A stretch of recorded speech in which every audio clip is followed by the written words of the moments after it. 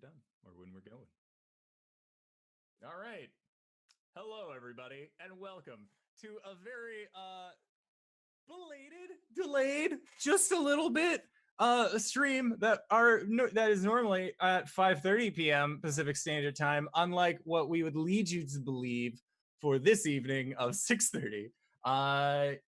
For some reason, my Streamlabs just decided that display capture wasn't a thing anymore, so... Are we just doing audio? Because there's no visual. There's visual for me. Refresh your page. Okay. Yep, I am showing visual. So there. Hello, unless you're, listening via audiocast, which you can find at indooradventures.podbean.com, or you can find at anchor.fm /indoor adventures, a good place to find some good stuff. So I would like to say, first and foremost, Lazybones TV, thank you for the follow. That happened right before we ended up going live. So thank you. I am also in talks with Lazybones right now about possibly running a one-shot on this channel. So here is hoping everything comes to fruition with that. Also, of course, we have our standard show announcement, which is, hey there, fella, did you know? We got some pretty sweet merch that you can find here at bit.ly/indoor merch. It's a good place where you can get really cool merch like this.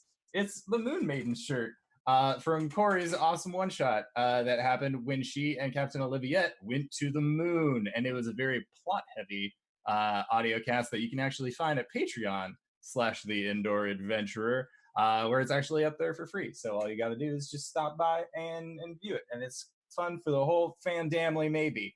Other than that, there isn't really much in terms of merch, but we're still working on getting more stuff out there for you guys. So with that being said, who's ready to get into tonight's game?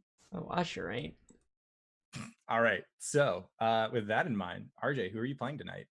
Oh, hi, I'm RJ, or on the show, wow. I'm playing as Caelum, the Shadowcry Cleric. I'm LBHackEmUp. I'm playing Gwen, the Halfling Barbarian. I'm Connor. I'm playing host to all this bullshit. And also Blake, the Dragonborn Blood Hunter. I'm Danae. I'm playing Coriander, the Eldrin Paladin. Yeah. And tonight I shall be your dungeon master. Now, where we left off last time, you guys had reconvened with Gwen, finally having met up after a long day of hanging out on Arasthk, where you guys ended up talking to a giant bronze dragon of the ancient variety, who sent you on a task to go down into the Cobalt Mines. So three of you ended up fighting off a group of Gricks, while Gwen punched out her problems on the beach, Goliath flash dance style. Upon reconvening, Blake had the suggestion that Caelum and Cori once more go raven hunting with the assistance of both himself and Gwen. And in doing so, you guys were able to conjure up another one of these gem babies, as you have described it, between Cori and Caelum trancing amongst themselves. However, the memory that they were able to create in this sphere ended up being different than the one that they had accidentally created last time, whereas previously it had shown as a very clear representation in an almost standing picture.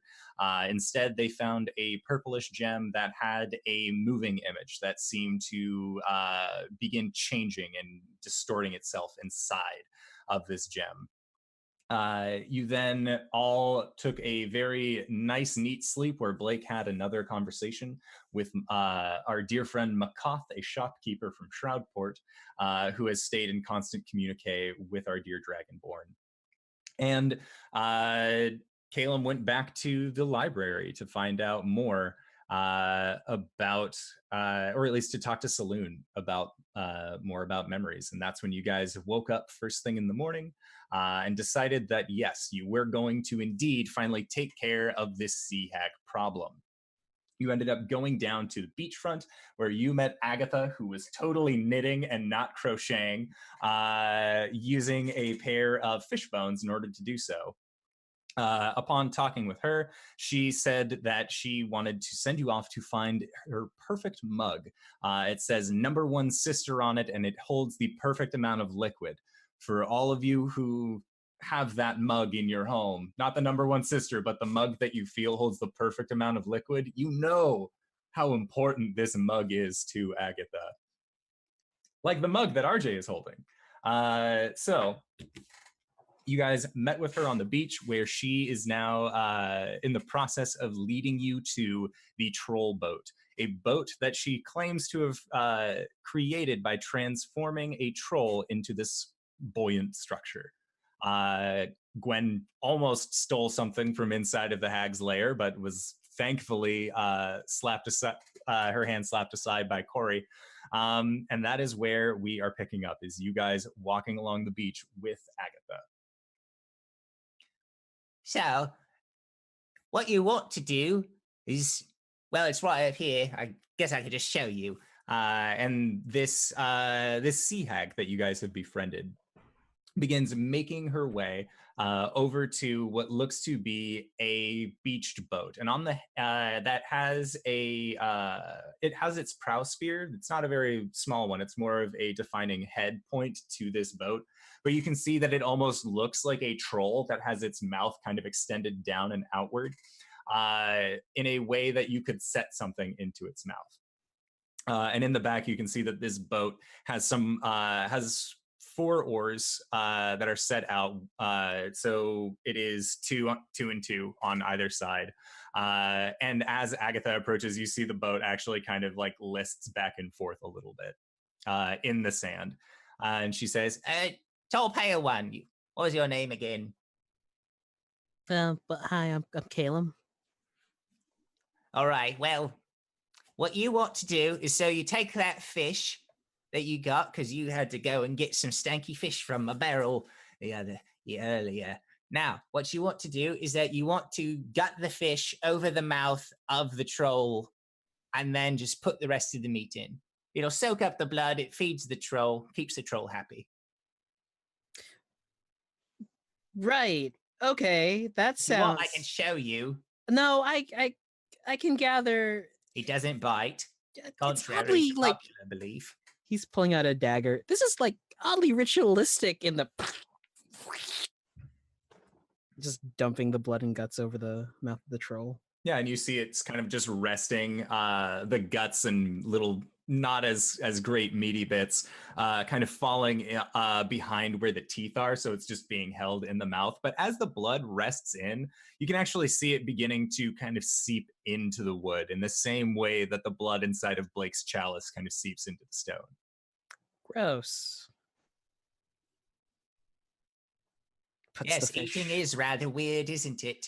I mean, yeah, but the normal digestive system of like any living creature, where does it go after everything? Just puts the fish into the mouth. Yep. And she says, all right, well, all you got to do is just put one fish in when you want to go, and then put another fish in after about a day, if you still need it to take you places. You don't have to row, it does all that itself. Convenient. You just got to feed it. Otherwise it gets cranky, might get you lost. Did that to Okay. me once, was not a pretty exchange, I will tell you. Now, so you'll still have the map to my sister's place. Yes. Who had the map? Yeah, who has the map? If not, I suppose I can provide one for you. I'll Very probably rude have- to lose things. I have the map. I have the map. I am the map. Okay. Found the map. So yeah, she ends up giving you just kind of giving you a general direction of where to go. And after that, as you guys are kind of loading in, she says, I do have one small stipulation before you hop in. I'm going to need to hold on to something of yours if you're going to be holding on to something of mine. And I like the way that this one smells. And she points over towards Cybra. Mm, All right. Well, the way you said that makes me really think that we don't want to give you our dog. I'm not going to eat her. Don't Are be you crass. sure? I like fish. Does this dog look like a fish? Does it look like a dogfish? No, it doesn't. It looks like a dog. All right, but if we come back and Cyber's hurt or dead, I'm gonna kill you. Okay? All right, well, just bring my boat back and we won't have a problem. Sweet. And Cybra just kind of like looks at the group of you, looks over at the hag, and the hag just like motions with its hand. Cybra looks back towards you.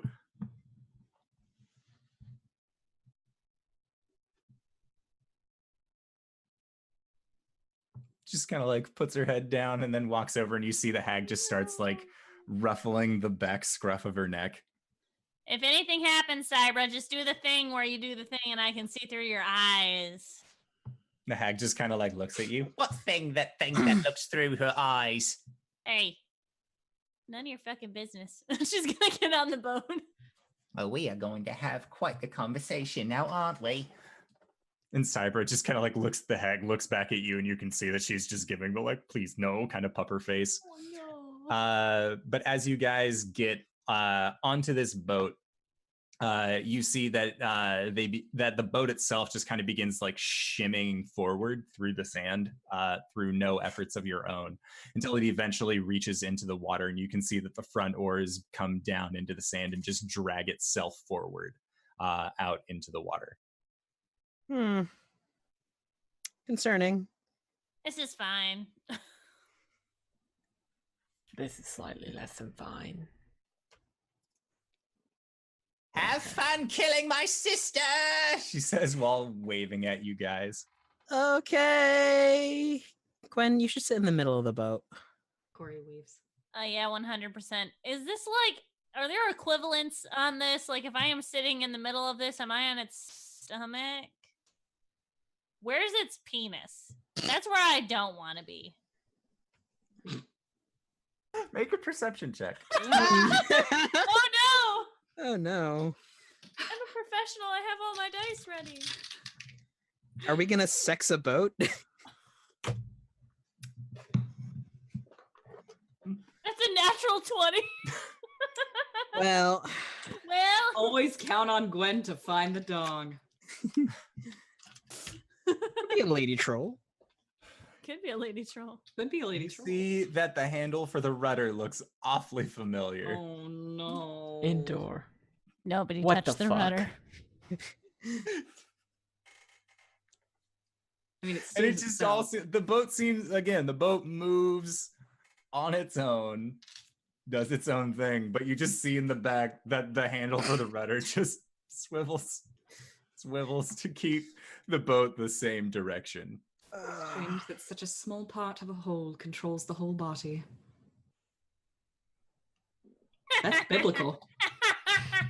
You are so right, dude.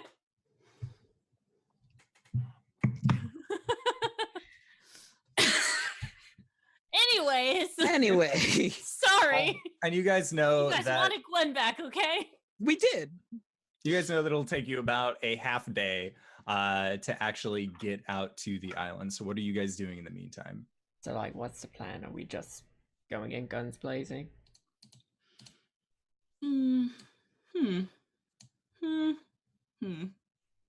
Well, honestly, I would like to try to talk to her and see if we could do this without violence.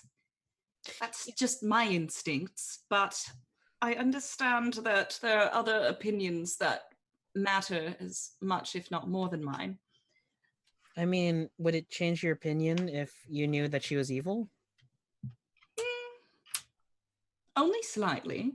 Hmm. If she's I mean, like, she could be, evil just in general, but unless she's directly hurting someone right now, I mean, we might be able to get her to change her ways. What about the possibility that she has something to do with the Dark Star? Well, then we should interrogate her. Are you good at interrogating Faye? Well, I have ways. Dark. I have spells. What were you thinking? Oh, I think he was thinking where mine was going. My mind was going to. yeah. Yeah. Which involves lots of blood and sharp things. Sometimes whipping thing. Sorry. Yeah, sometimes that too. Yeah. There was this book this lady gave me for Christmas. It was weird. It had to do with whipping? Yeah. Well, he stays silent as he's thinking. Gwen makes a note in her head to go through his things later. Okay. Yeah, so I think we're just talking battle plans or interrogation plans as we make our way over there. Cori's going to be stringing some seashells onto a braided cord. Okay. Gwen is topless sunbathing. Ah, yeah. Nice. I'm gonna polish my shield.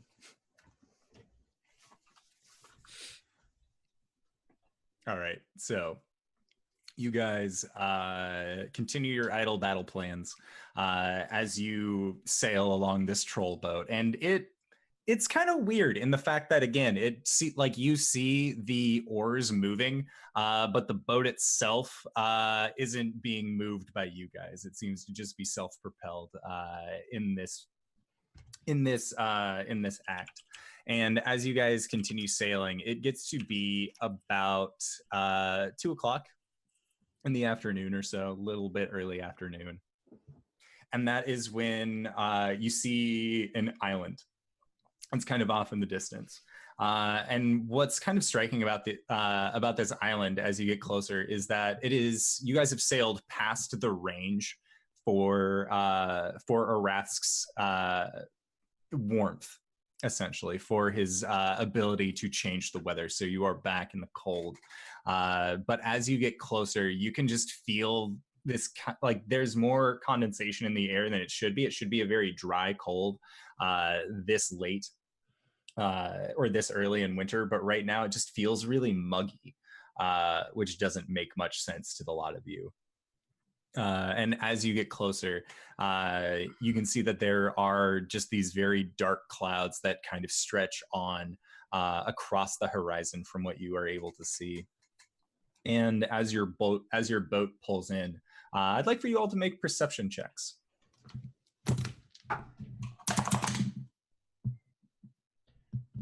13. 12.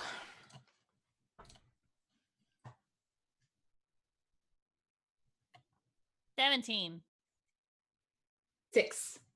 All right, so everyone except for Cori ends up noticing that these trees that are in front of you, as there is just this small, almost what looks to be forest, is covered in these very light wooded trees. They don't seem very dark in color at all. And as the three of you who ended up passing the perception check notice that the wood that extends upward to these branches up above is actually driftwood. It looks like it is driftwood from either ships or crates or other kinds of wooden structures that have all kind of begun to warp and turn into these tree-like structures. And as you look up, you notice that all of the what would normally be foliage and branches kind of hanging off from the side are also made up of this driftwood, and any of the greenery that you see just looks to be hanging seaweed.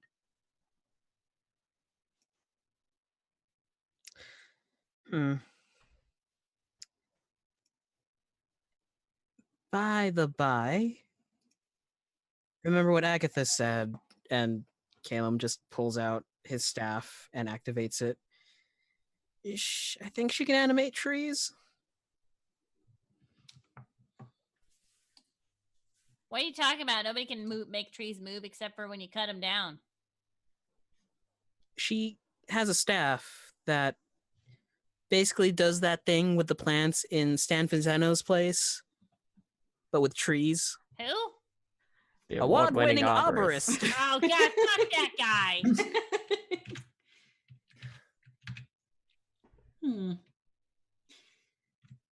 Interesting. So it's a sea hag that can control trees.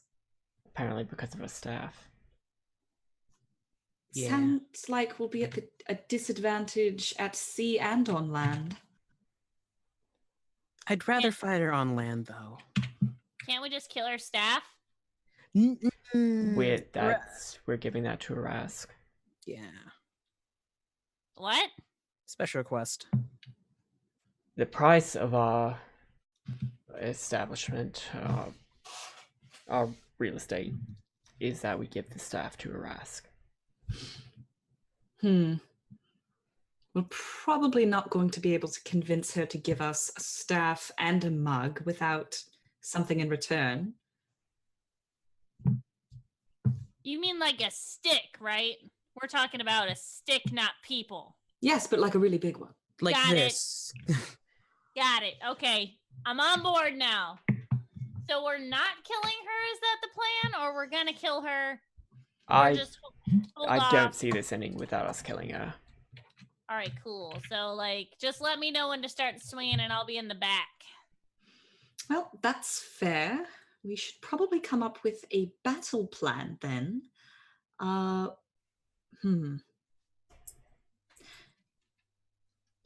in order to fight the hag, we first should find where she is. How big is this island? You notice that it's a smaller island, maybe 2 miles in diameter. Well, where would be the most logical place to have a house? Like on the beach, right? Well, Because like pretty. well, technically that's a horrible place to have it because of high tides, monsoons, Yes, but sea hag. sea hag. But also, what's to say she's not in the middle, protected Or by underneath. Oh, Should we do a lap? let's do a lap. Hey, Yeah. boat duder. Let's do a lap. Okay, and you just see that the handle for the rudder just begins to turn into a direction as the boat just begins to make a very long trip around this island. Ew, ew, ew, ew, ew, ew, ew, ew, ew. It's not polite to stare. I'm not staring. It was close to my face. Yeah, so as you guys are observing, looking around, make another set of perception checks. Oh boy. Oh boy. Oh, This can only end well. 5. 25. 9. 16, I think. Okay. So, 16. so with your 16 and 25, sorry to our paladin and blood hunter for not being able to see this bit, but the other two of you see that there is what looks to be an inlet of water that's where normally you can see that seawater, that fresh water will meet up at a saltwater point, and the fresh water will be coming out. It looks like seawater is actually going into the island. It seems to be just kind of going into this inlet and then going further inland. And then Caelum, with your 25, as you're kind of scanning around, you see that some of these trees have what look to be large fruits on them. But these fruits are also kind of structured out of what look to be driftwood. And you actually see one of these fruits fall to the ground. And as it does, it sinks into the sand and then begins to shake very briefly. And then as it does, you actually see it begin to grow and shape into a tiny little wooden humanoid form. Oh no. It begins making its way deeper into the island. It seems to be following the water. So that looks like a good spot. Also, that tree had a baby. What? They're One of called those. acorns, Caelum. No, like literally, like a fruit of some sort fell to the ground and then sprouted into a tiny child and then walked inland. happy birthday. Is this some magic bullshit? Possibly. Does that not happen here? No. I guess not. So we're gonna park, disembark. See, I'm learning. Bark. Uh, I said park, Caelum. And you said disembark. Like, trollboat. Let's go. And you see the oars kind of like perk up a little bit as you tell it to go. And it begins heading towards, and you're aiming for the inlet, or are you aiming for land? Can we Inlet? Or what's up? Go ahead. can we bring this boat to like how big is this boat?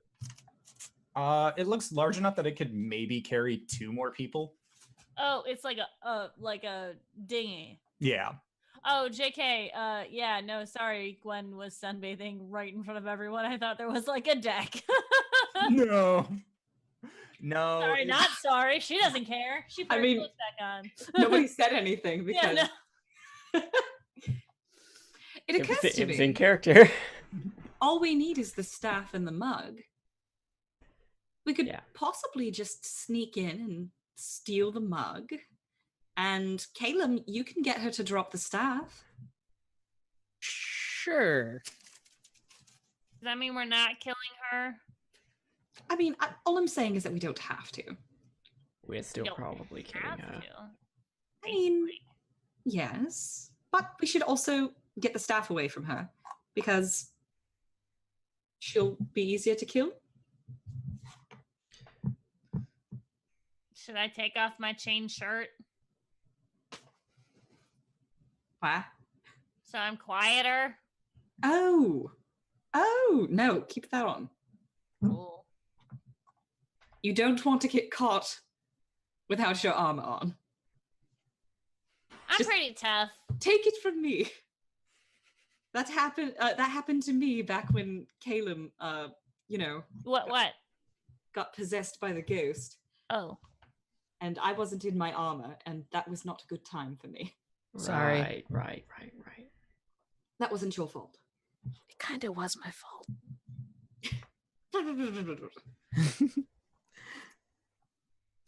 So anyway, I think that we should get the staff away from her, get the mug, and if we have to kill her, we have to kill her. So if we get into a confrontation and we have the staff in the mug, are we worried about her retaliating against her sister in the future? The laws of the natural world state that would be her problem. Well, what I if it am becomes so ours? proud of you. That was beautiful. I'm learning. Isn't she expecting us to kill her, though? I believe she said kill my sister. I mean, maybe I'm projecting here, but I'm pretty sure that's what she said. I mean, she said strictly kill her from a- sister. Arath said he doesn't care. He just wants Okay. the staff. So strictly from a business standpoint, we should probably do what we said. This is an interesting moral quandary for me. Well, let's just go with play it by ear. And then and she turns to Blake and winks at him, we need to kill her, we'll kill her. Okay, Cori? There's something in your eye. Eyelash. She's gonna throw a rock at him. Ow. All right, let's get this bitch going. She's gonna hop off the boat once we hit land. Yeah. Oh, and it as soon as it hits land, kind of like how a sea turtle will paddle its way onto the shore, you see these oars kind of flat down and just pull the bulk of the ship onto the shore. I hate this. As we're hopping off, Caelum will pat what he assumes to be like the shoulder next to the head. Thank you. Don't encourage it. Do you have a fish? 2. Okay. And as you hold up the fish, the boat just kind of like rocks back and forth a little bit. How often are we supposed to feed it? Once a day, Okay. not past midnight. Just checking. All right, let's get the fuck out of here. Caelum will take the fish with him. Okay. The boat looks disappointed. Oh. So yeah, you guys begin making your way deeper into the island as you go. And I'd like for everybody to make survival checks as they do. Okay. Does this involve Faye? It does. Can I get that advantage? Yeah. It helped a little bit. 12. Yeah, actually. 12. It's a good thing I have a positive in wisdom. 4. I have a Dirty plus 20. 3. Oh. Okay, so we had a dirty 20, a 4. And then Cori, what'd you get? 12. 12. 12. Blake? 12. Okay. So yeah, Caelum, you are very much out of your element. And at this point, you are still kind of weirded out about the quote unquote anatomy of the troll boat that you just got off of. So you are making your way now deeper into the woods, and you're able to maintain the direction that this inlet is going. And normally, again, you would see that it kind of transitions from fresh to salt water, but it looks like the salt water is actually just flowing deeper and deeper into the island itself. And after about 45 minutes, close to an hour, you guys end up finding what looks to be in the middle of this island, what looks to be one of these trees as well, one of these makeshift trees that are made out of all of the driftwood, but you see it is much larger than the other trees that you've seen. This tree is about 25 feet in diameter. Actually, more so than that. Let me get a good view of what I had. No, it is 25 feet in diameter, and you see that it extends up and just kind of towers over the rest of the trees. Divine sense on the tree. Okay. Fae, fiend, undead, or Fae, fiend, celestial, or undead. You get a hint of Fae coming from it. And that is mostly due to the fact that you actually see on the front side of this tree that there is a door. This door has several windows that are kind of placed up into it, and it is slightly ajar. Hint of Fae is my favorite LaCroix flavor. God damn it. Oh, Fuck. all right, well, the door's open. Let's just go inside, dudes. Salty inlet water is also my favorite. Are we knocking or are we just going in? Cori will poke her head in the door. And poking inside the door, looking around, you can see that there is a table that has a singular chair kind of set up against it. There is a door, and all of this is inside of this hollowed out tree. And there's a door to the back that seems to come through a wall that would suggest to you that there is another room beyond that. You can see that there are 3 kind of raised beds that have a very kind of lush, loamy dirt in them, some of which have flowers kind of beginning to sprout out of. As well as you can see that there is a staircase that leads up to another floor on the left-hand side. I look around the rooms. Do I see anything that looks like a mug or maybe a staff? You do not.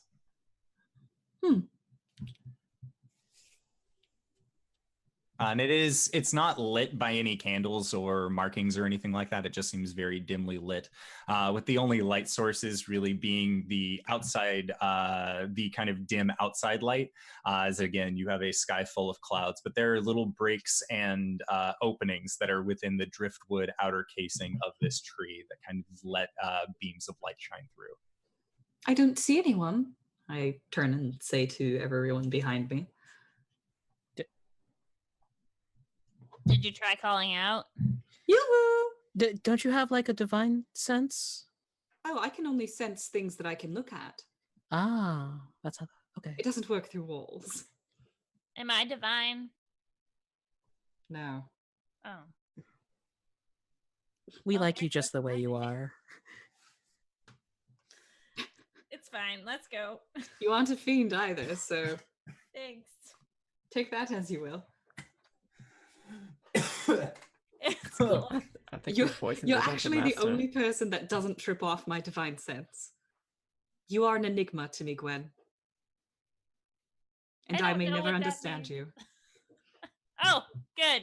I mean, yes, I'm so mysterious. Let's go inside, please. So we can stop talking. Yeah, that's good. As Gwen walks in, she'll be like, or Gwen. Hi, I'm Gwen. As Cori walks in, she will yoo-hoo again and try and see if she can find. Hello, is anyone home? Ugh. Sorry, water went down the wrong pipe. Oh no. I'm This has sorry. been a trial. Ugh. Anyways, episode 30 is trying to kill me, guys. Oh, it is episode 30. Holy shit. It is. Session 30. Ugh. Lazy Bones, if you are curious about what level our players are, you can access their character sheets using the D&D Beyond extension Also, on the Twitch it's- live page. Fine. Okay. There. It is out of my lungs, which is a good place for water to be. So. But perfect for getting into a character for a sea hag. Oh yeah, totally. So you guys call out yoo-hoo. Is anybody home? And what you hear, you don't actually hear anything, but you do see lights come on from the next level up, leading up the stairs. Oh, someone is home. But you don't hear any footsteps or anything leading down towards the lot of you. Hello? I saw your lights come on.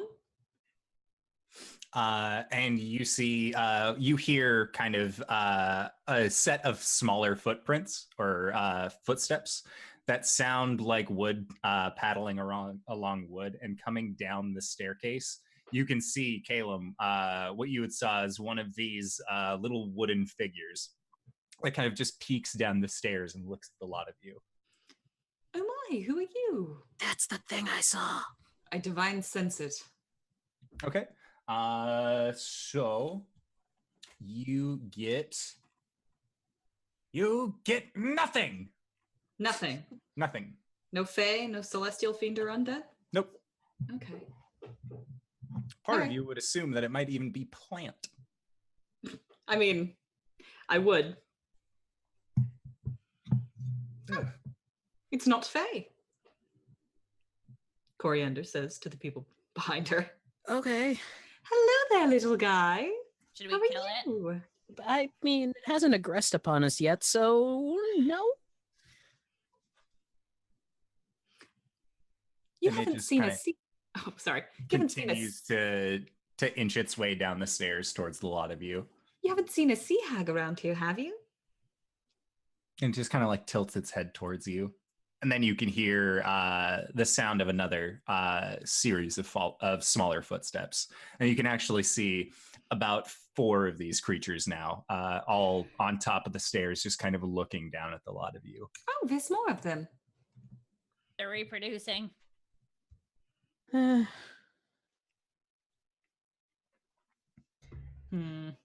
What is the point of these things? Where's your mother? I mean, you know, from what I saw, I think we're kind of in their mother. Oh my god. Nope, that's gross.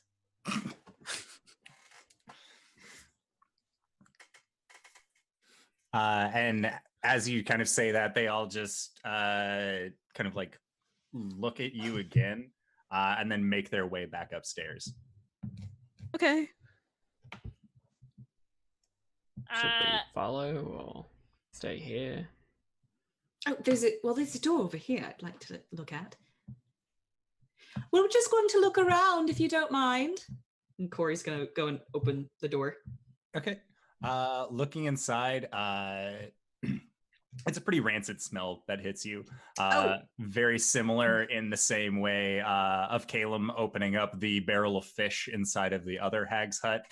you can see that there are a bunch of these fish-like creatures, not just fish, but also kind of underdwellers. Things like there would be crabs and other kind of sea-dwelling creatures that have kind of been put up to dry out.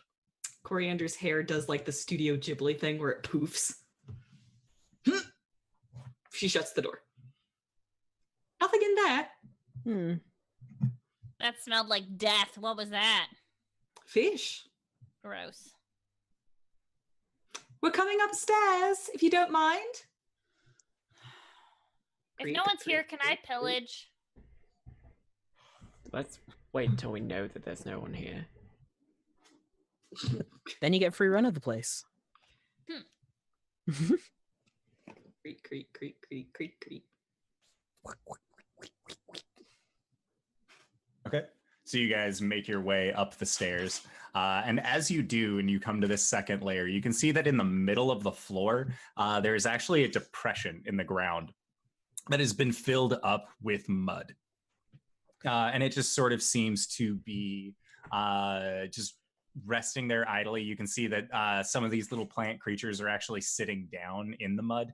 And at the edge of this small mud well, you can actually see that there is a desk that has kind of been set up, and on top of it, you can see that there is a book that is open. There's a small pot that has some plants kind of coming out of it.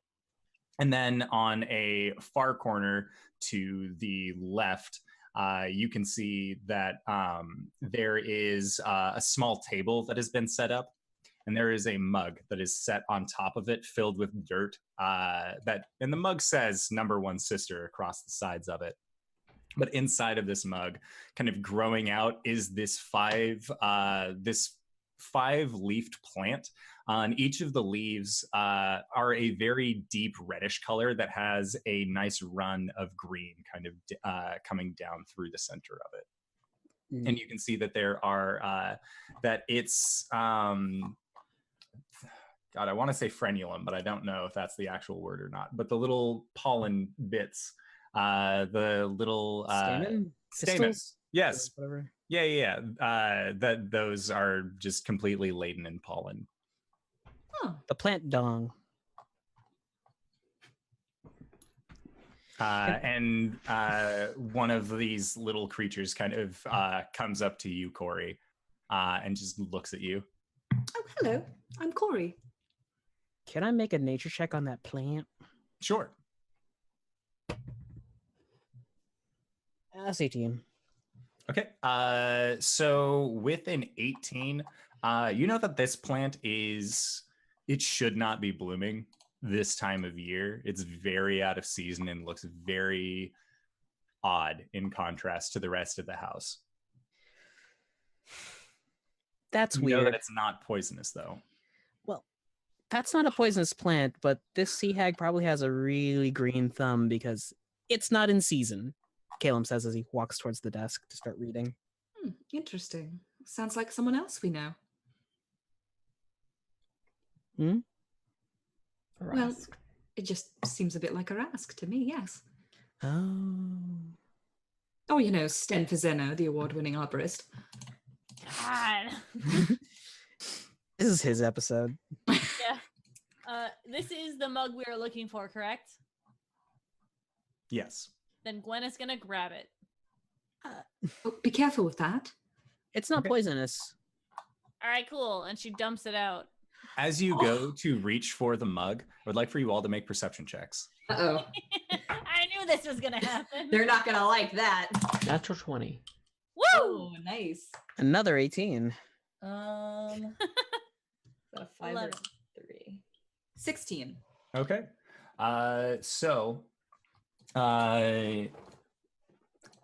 It was 11, 16, nat 20, and then what else? 18. 18. So yeah, Gwen, as you go to grab this mug, you all hear the sound of the door downstairs opening and then closing. Oh. Oh. If nobody is going to stop Gwen, she is going to grab it and dump it out. I will let you take it. Yeah. And My then bag is you. I put it think in my bag. I think Cori would have been a little more ginger about the flower, but she gets distracted by the door downstairs. Okay. She's like, how do we want to do this? What? We haven't murdered her yet, so we don't get that option. Is she here? You have heard her. You have heard the door open Oh, okay. downstairs. You are not sure who it is. Okay. Should we try to hide? What are we going to do? That'd look a little bit worse if we try to hide and then she catches us. Okay. Act natural. Caelum just like Everybody just hands leans in the- on the wall like somebody's eating a fruit. book out on one hand, flipping through it. Okay. Hey, I'll go downstairs. So Hello? yeah, you throw this plant onto the ground, and Cori, you say hello and begin making your way downstairs. And as you kind of begin making your way, one of these little wood creatures is walking next to you as you go. And looking down at the bottom of the stairs, you actually see this figure take off what looks to be a large hat. And underneath, their hair is matted into what appear to be long, thick dreads. They're very black and coarse in color, and you can see that she has, whereas Agatha was not a very sightly hag, as most sea hags aren't. You actually see that this sea hag has a very naturally beautiful face. Oh shit. In their body as well. They stand to be about 5'7", 5'8", and they just have a very nice looking humanoid form to them. All right, Coriander's going to like come down the stairs kind of non-threatening and just be like put her hands up to the rest of the people in the group, like, stay here. And you can see that this figure has been walking with this long black gnarled staff. And Cori's going to like come down as non-threateningly as possible and just be like, hi, I'm Cori. Vilda, I presume? And this figure just turns to look at you. And when they do, you can see that her hair actually begins to kind of scrunch up a little bit, almost in the same way that yours does. When you see anything yucky and it does the Miyazaki thing. She's a fellow Ghibli babe. And the hair just kind of recedes up and then comes back down. And you can see that it is almost moving as if it is still underwater. And she looks at you and then looks at this the tiny creature and just says, well, you're new, aren't you? Yeah, come here. And she motions with her finger towards you. I'm sorry. You're so beautiful. No, didn't not expect not this. you. Oh, You. And she points to the little wooden creature. And you see it kind of, it struts forward and she just picks it up and kind of cradles it in her arm a little bit. And then you see that she puts her thumb against its forehead. And when she does you see that there's like a weird, nonsensical rune almost that gets put onto its forehead. interesting. And then she sets it back down onto the ground. And then it kind of raises its hands up and then begins making its way upstairs at a much quicker pace now. And then she just kind of touches the ridge of her nose, pinches her brow, and just, I'm sorry, do I know you? No, you wouldn't. I'm also new. I'm Cori. Hello, Cori. I don't think there's any other way for me to put this. I was sent by your sister to retrieve something that belongs to her. And as you say that, she, you can see that like she kind of snarls a little bit when you mention her sister. And she says, I have dealt with too much today to worry about the petty grievances of my sister. So if you could just stay put for a little bit, that would mean the absolute world to me. I'm going to need you to make a save. Uh-oh. Okay. Yes. What kind? It is going to be a Constitution save. All right. That's not bad. Okay, 19. All right. 19 saves. And as she looks over at you, you can see that her eyes kind of flash this pale green for a brief moment. And on her hair, you can see that the long dreads at the very bottoms of them, they all kind of rear up and direct themselves towards you. And you can see two small dots of light on each of these threads that kind of peer towards you. Cori just kind of tips her head. I'm sorry, what was that supposed to do? And she just wraps her fingers around her staff. So you're supposed to make things easy, but I suppose I have to talk to you now. So what is it? You came for my sister? Well, she told me that you took a mug of hers, and it holds the perfect amount of liquid inside it, and she misses it ever so much. And I just thought I could, return the mug to her, and then you wouldn't have any more quarrels. She would say that I took the mug from her, wouldn't she? She gave it to me, and then she proceeded to use it all the time. I never got to use this mug. So when I left, I took it. Now she's saying that it's hers and she wants it back. What's she going to give you? Actually, one of her trinkets? What, the 3-wolf surcoat? I actually don't remember. I don't necessarily do these things for, the reward. And why do you do them? Oh, because, well, I like to help people. Then you can help yourself by leaving. I'm not giving the mug up.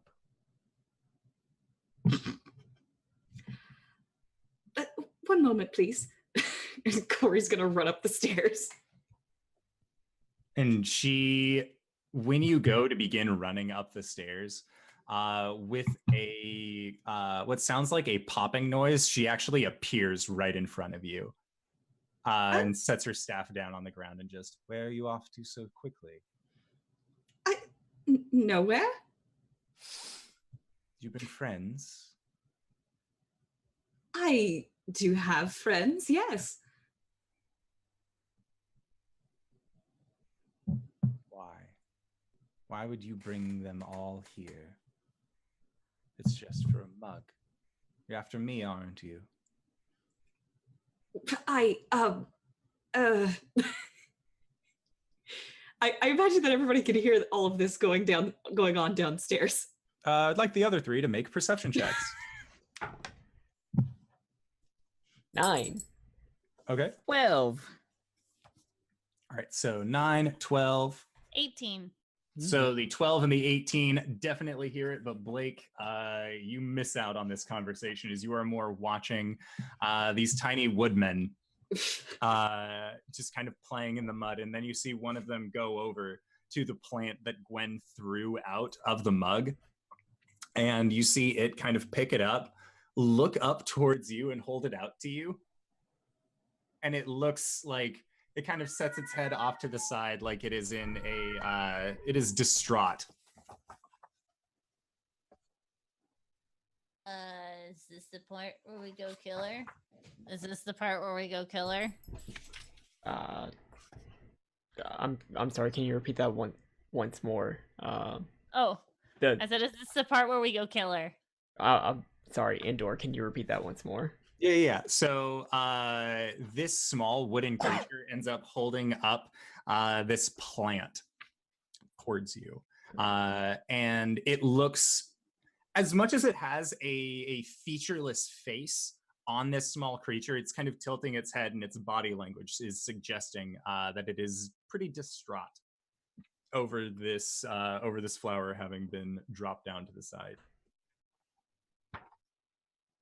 I have no idea what's happening here. All right. Well, unless Cori yells Jenga, I think we're gonna sit here for a little while. Is that our code word? Oh no! What is our code word? Oh shit! I forgot the code word. Sploosh. Oh yeah! All right. So, meanwhile, downstairs, she asked, "Why would you bring your friends here if why would you bring your friends here if you were just going to take the mug?" Yeah. Okay. My friends come with me wherever I go. And she just kind of looks at you. Then where are they? Why didn't they come down to greet me as well? This is my house, is it not? And you seem to have found your way in without me. Well, they tend to have kind of an itchy trigger finger, as it were. I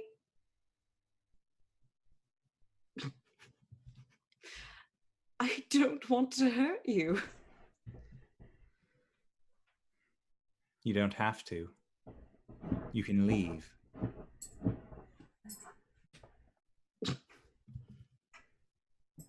I don't know if I can. And why is that? You have nothing stopping you. I have no barriers over this home. And she begins to turn and make her way upstairs. Cori's just kind of like put out a little bit. She like is confused and just kind of trying to figure out what she's supposed to do next.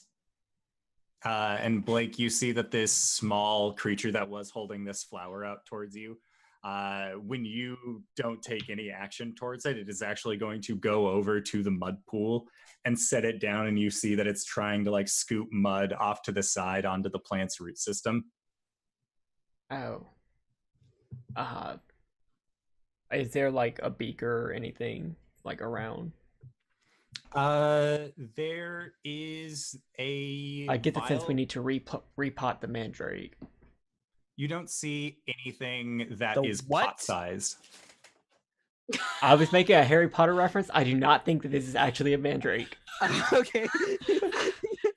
That was concerning. Well, he is a mandrake, as Blake. Get the fuck out of here. I am, but anyway.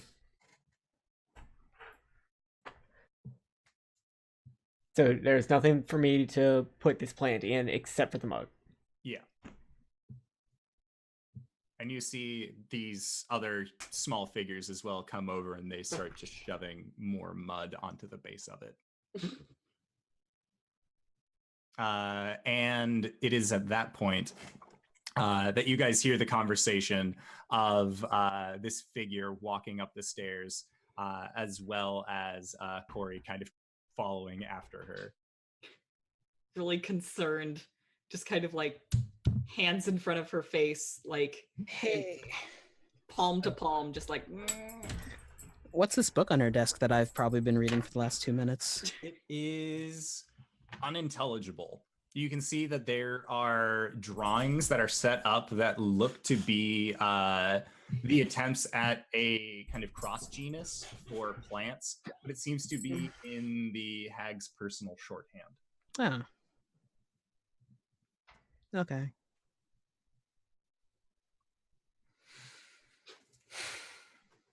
And as the two of them walk up, the hag just kind of stops, looks at the three of you, and looks over towards the spot where she knew her mug was, and sees that it's missing, and then looks over and sees that these small wooden creatures are just piling mud up into a singular place on the ground surrounding the flower.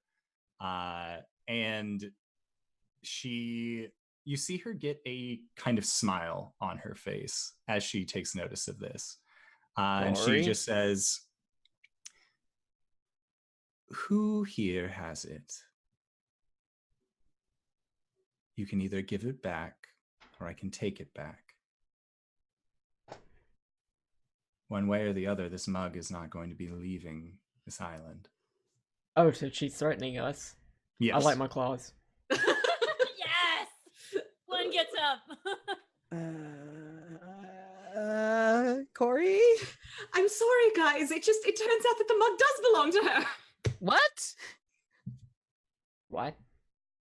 What? It's my mug. My sister gave it to me as a gift, and then she proceeded to use it all the damn time.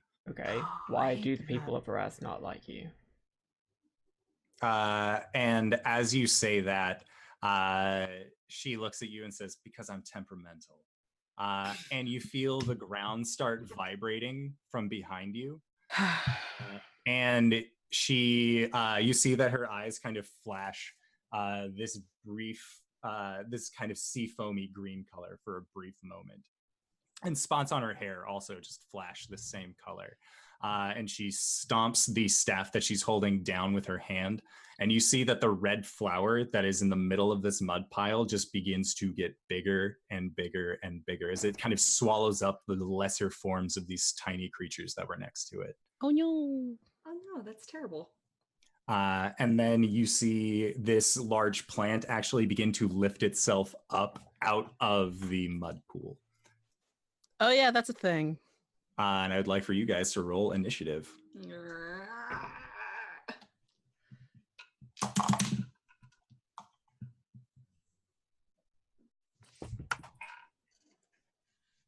Excellent. Oh hey. What? Caelum. My boy? Your boy. My son. Your son. The boy. Did the boy roll an at? The boy rolled a nat, Oh my goodness. but it's a 19. I'm so proud of you. I rolled a 2. Okay. So then it's going to be these guys.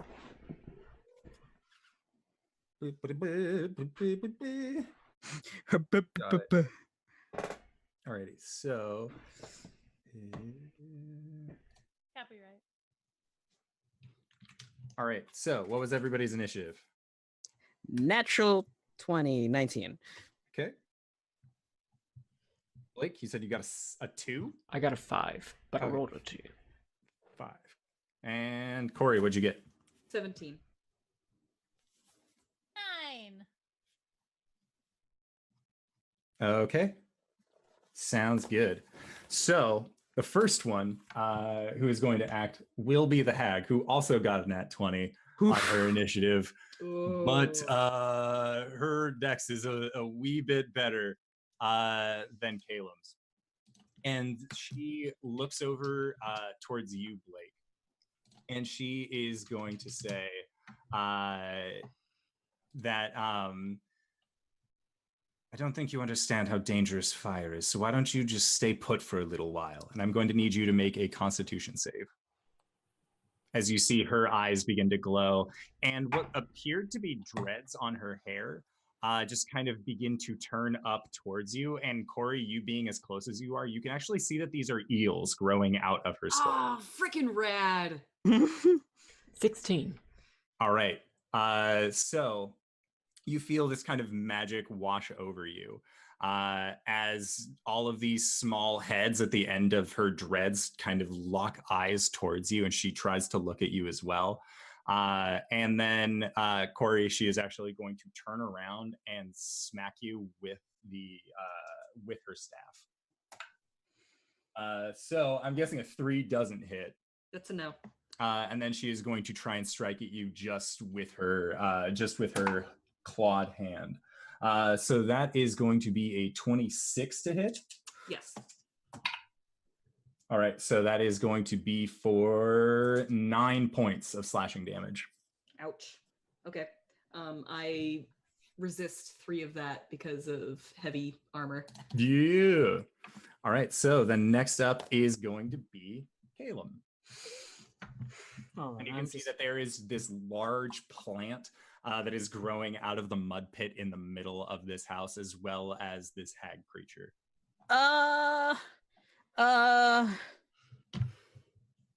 He just like thrusts both hands and points at the two of them and just yells "fall" using command. Okay. And what is the save? 14 with wisdom. All right. So, yeah, they both fail.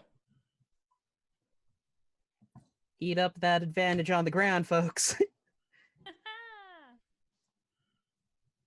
Oh yeah, right. And that's an action. Bonus action, adder head, and then my turn. Okay. So the next up is going to be Cori. All right. Cori kind of winces as she slashes at her, and then she's going to cast Shield of Faith, and give herself +2 to her AC. Okay. And then she's going to stand between her and her friends and say, "Listen, I still don't want to hurt you, but if you attack my friends, I don't have a choice." And when you say that, you see that she kind of gets this wide, crooked grin on her face. And she says, "You'll make lovely fertilizer for the children." Well, fuck. I'm going to do Turn the Faithless then. Oh shit, what does that do?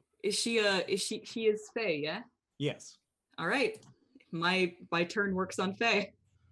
Okay. I'm channeling divinity and turning. She needs to make a wisdom saving throw. That is a natural 20. Okay then. So like Cori lifts her sword, and the symbol of Elistray on the sword glows and has no effect. Nope. Alrighty. So then next up is going to be the flower in the middle of the room. Caelum. So you said for it to fall. What is the stipulation for the command? It has to spend its turn lying On its turn, it has to spend all the entirety of its turn going down. Okay. Got it. So yeah, it just kind of sinks back down into the mud. And that is apparently all that it can do on its turn. So then next up is going to be Gwen. Gwen is going to jump up off the chair and she's gonna say, "All right, I've been waiting to say this. Sup, witches!" And then she's gonna run forward. She's gonna try and sweep the thing out of her hand Okay. so that we can just book it. Would that be a strength check? So you are attempting to wrestle away an item, so this would be kind of a grapple check. Cool. But first, I would like to rage. Okay. Rage. Okay. Oh, geez, I didn't roll anything.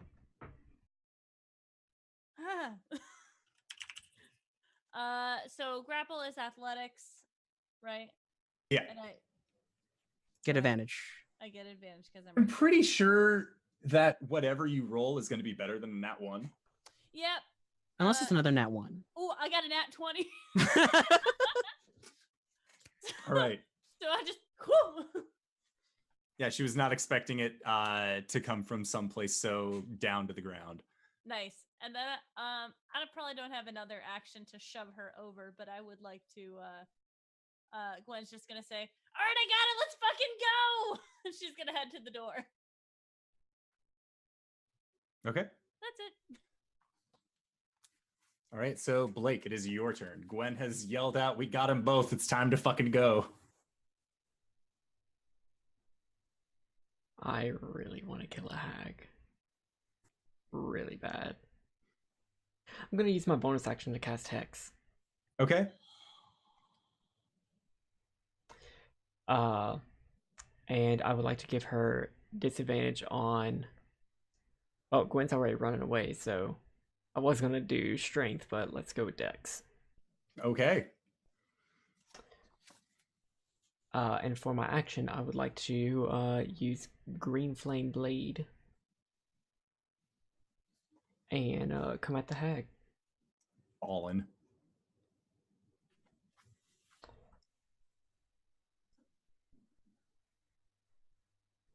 I'm going to use my blood die for that 12. Okay. Plus 4, 16. 16 hits. Roll for damage. Nice. That's D4. Crimson Right.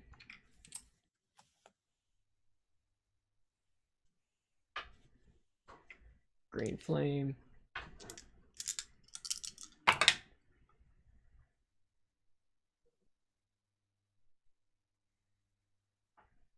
Okay. 5 points of slashing damage. Okay. 5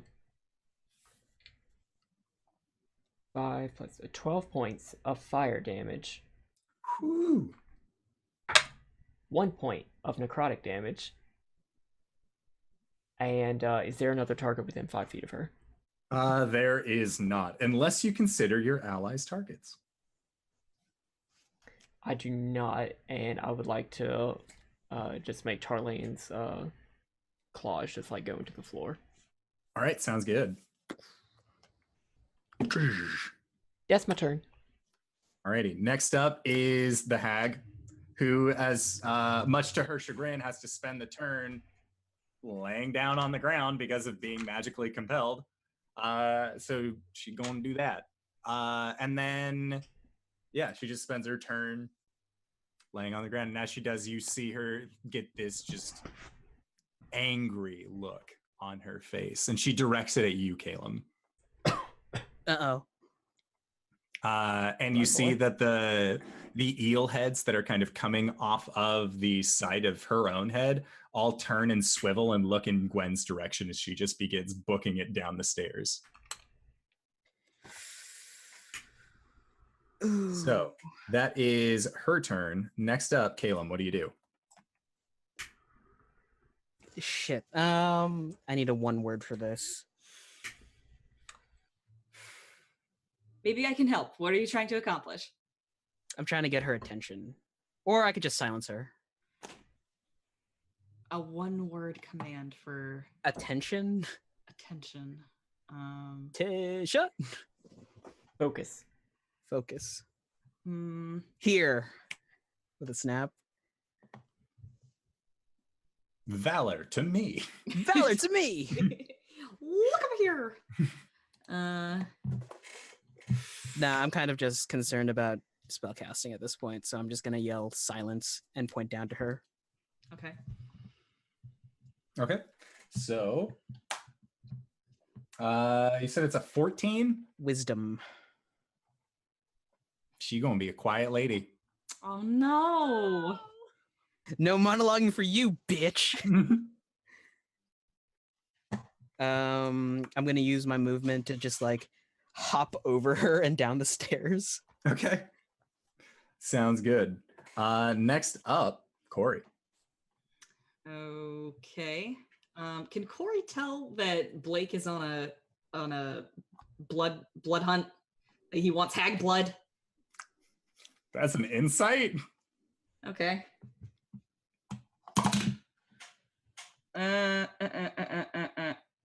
What is my insight? There it is. 11. All right. I want to do that. Blake, how apparent are you making it that you are out for some hag blood right now? Blake is enjoying this. Blake is really enjoying this. Do you see the lizard smile on his face? Okay. So she is on the ground, like she's been made to fall, and now she is silenced and basically how you say defenseless.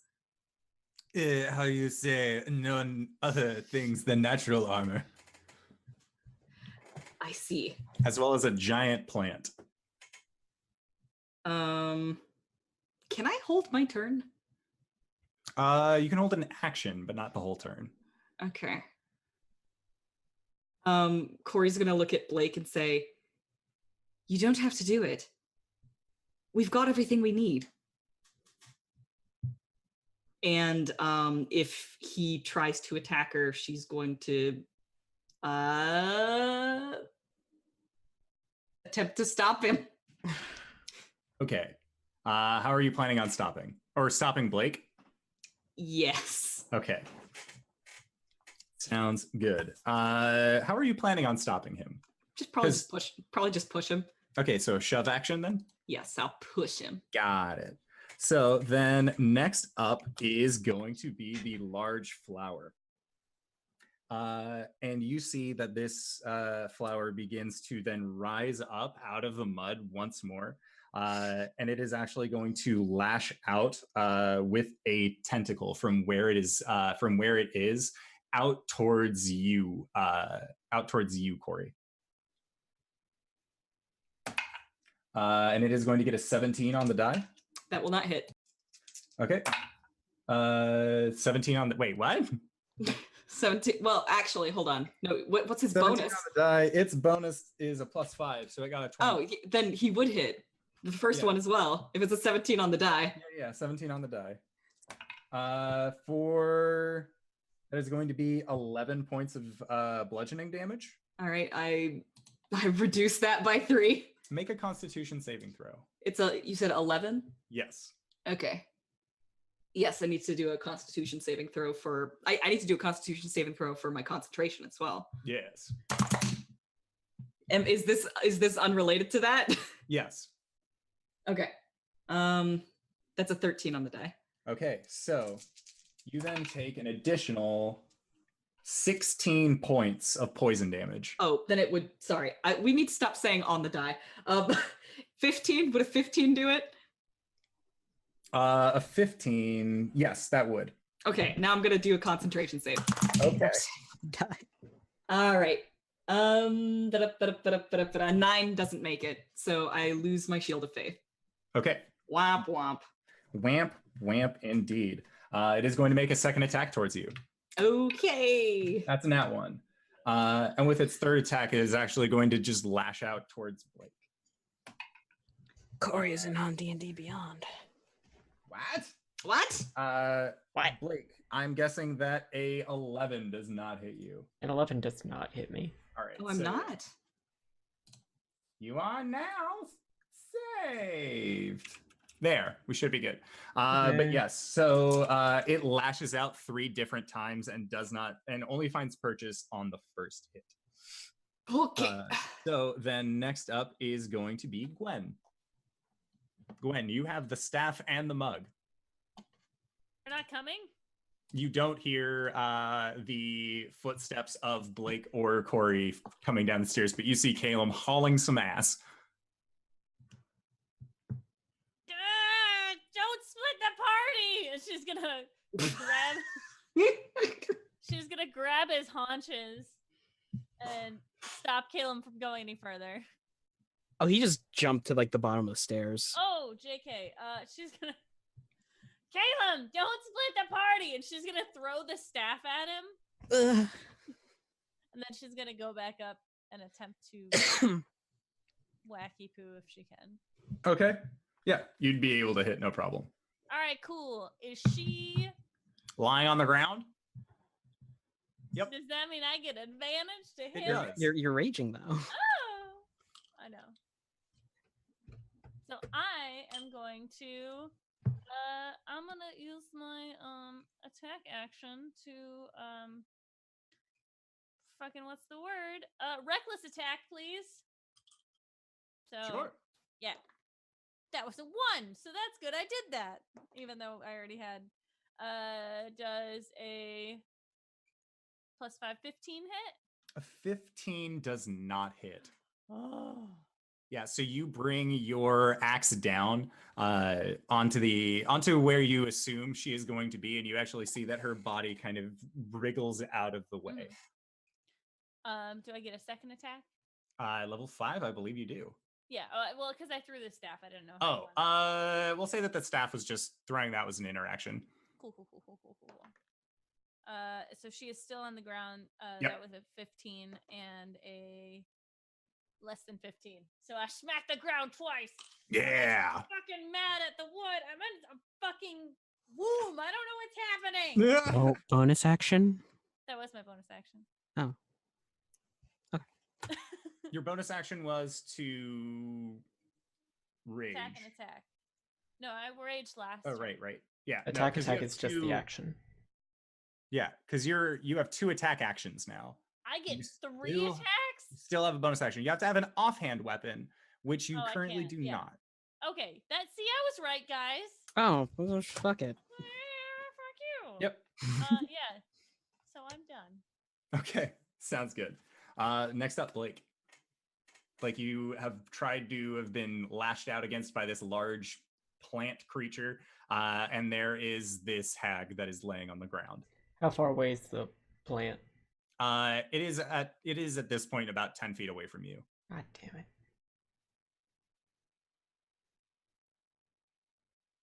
If I go to the other side of the hag, would I be able to hit her and get the plant with Green Flame Blade? How far is Green Flame? Actually, no, you would not be able to, because she's about 15 feet away from where the creature is. Okay. I'm gonna try to attack. Okay. I push him. Okay.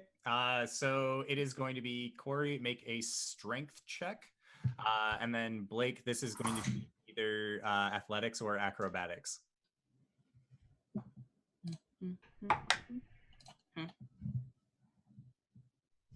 15. 6. Yeah, she shoves you as you go to try and strike in. So are you moving? Where are you moving him to? Because you can shove, I believe it's a 5-foot shove. Yeah, just away from the hag. All right. I fire off 2 Eldritch Blasts at the plant. Dope. Okay. There's like a moment where they. I don't. What? I fire 2 Eldritch Blasts at the hag. Oh God! There'll be a disadvantage. There's a moment where like the two of them lock eyes, and then Blake just like blasts the hag. Go for it. Let's see it. Natural 20. Daggum. Pizza Natural 1 crap. on the first one. Because he has disadvantage shooting a prone target. Yeah. Or actually, because you have disadvantage shooting a... No, because it's advantage only on melee attacks. Never mind. Yep. It's disadvantage on a prone target. Yep. The second one's going to be a 14, so that's all. No, it's not. 15. That'll 15 also does miss. not hit. So it is dodged out of your way once more. This hag is pissed. She mad. So she's going to stand up and kind of dust off her pants. And then she is just going to look at you, Cori, and with a very kind smile, just give you a nod as a means of saying thank you. And then she is going to turn. She is going to turn towards you, Blake, and I'll need you to make a Constitution save. 20. Okay, you are fine. And then Cori, sorry, not Cori, Gwen. You see that same kind of wicked smile across her face as she rears up a claw and brings it down towards you. Oh, I as can you take use- that. I hate all this magic shit. Go ahead. You would use Savage Attacker, so she gets a advantage. Advantage. Mhm. Yes. So is a 15 going to hit? Yes, it does. Okie dokie. So that is going to be 18 points of slashing damage. Okay. Reduced to half because of your rage. And then she's going to strike out against you again Do it. with a 26 to hit. Oh, so close to missing. And then that is going to be for 17 points of slashing damage. Okay. All right, so that is it for her turn. As she is just kind of staying in place at the top of the stairs, just trying to fight you guys. If you've surrounded her for the most part, as well as taking away her staff, which she liked having. So then next up Is she now? Caelum, is your turn. So, y'all.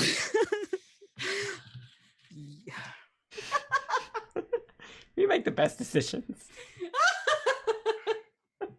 Why was Gwen the responsible one in this? What Wine the fuck? ant. It was so close. It was Yeah. so close to everyone just leaving. So, Caleb uses his bonus action, Blessing of the Raven Queen, to zoop up the stairs, and as he passes by the hag, he's going to cast Blindness Deafness. Yeah.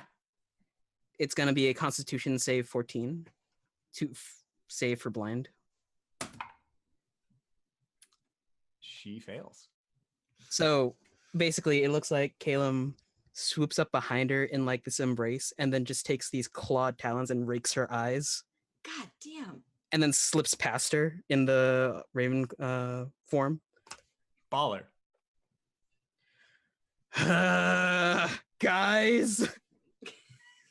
Just the Batman Caelum voice. Yeah. Next up, Cori. All right.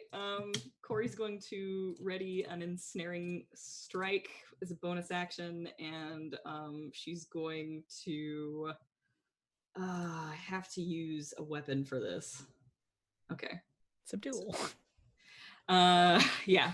I attack. So she readies up an ensnaring strike, and she goes at her with her sword.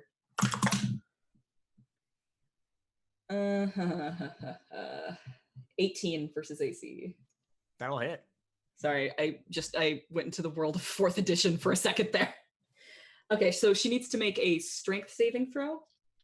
I'm gonna go ahead and do damage. That's a natural 20. Oh shit! Fuck! Goddamn piece of crap! Okay. We break the paladin. 9 slashing damage. Okay.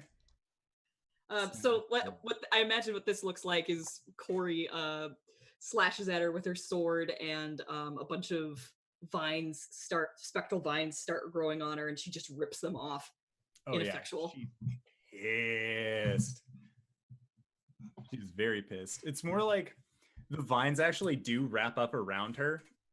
They kind of solidify, turning into these real life vines. But then you just see her just touch the side of one, and it just instantly decays away, and they just sort of fall off of her personage. Dag.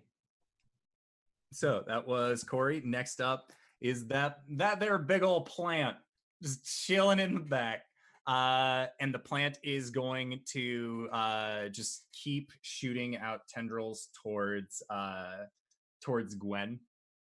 Or not towards, no, it'd be towards Cori that it saw. So it is going to, that's not going to hit. That was a really bad roll. Next attack does a 15 hit. No. All right. And then No. third attack. Also really bad. So it goes by on its turn, just being a fucking plant. Then next up is going to be Gwen. Gwen, what would you like to do? The curse of the windows. It has come into our game. Indoor. What is going on? Not that I'm complaining. Anyways, I would like to Gwen's just gonna be like, are we fucking leaving or what? Blake! We have a target. We have the things! Let's go! Blake, we don't have to kill her.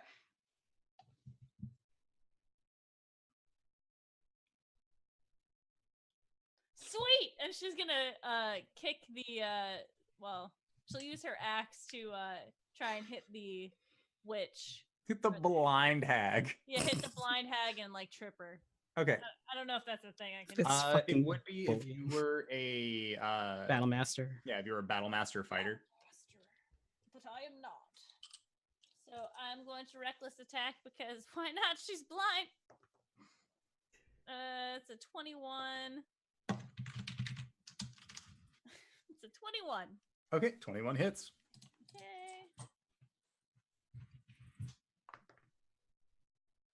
14 damage on that. And my second attack, which is a normal attack, is a 17. Does that hit? Yeah, that'll hit. All right. So she's gonna. That is 10 damage on that one. So Gwen is gonna say, "Let's get a fucking go!" And she's gonna slice at the back of her calves, and then she's gonna come up and then slice down, probably like around her stomach. Okay. And then Gwen is going to GTFO. Scoot on by. Yeah, she's gonna. Is Caelum closer to the door than she is? He whipped past you, and Okay. Is Blake closer to the door than she is? we're on the other side Technically, of the witch. Yeah, you are the closest person to the door. Oh, okay. Well, she's You gonna all ran back up to the second stair, Yeah, to yeah. the second level. So Gwen's just gonna grab. If Blake is closer, she'll grab Blake. If Caelum is closer, she'll grab Caelum. Just to like, not that it'll in the game do anything, but she'll try to get them out.